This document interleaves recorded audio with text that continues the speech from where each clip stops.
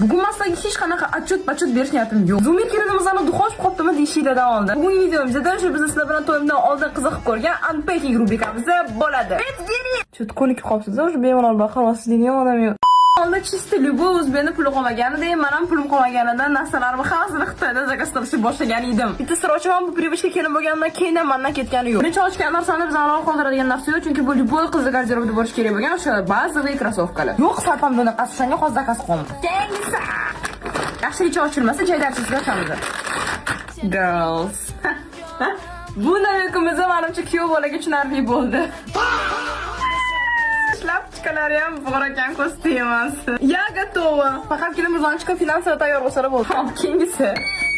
Mana yaxshi bilangan подписчикларим mana shu buning ichida nima borligini topib bo'lishdi. Xolamiz spisklarga fanat bo'lganlargina buni faqat tushunishadi. Now look at this. Tunishingiz uchun kelin bo'lganimdan beri ko'chaga chiqib qolganimda faqat shuni qorasini kiyib olman. Потому что они настолько удобные, и мама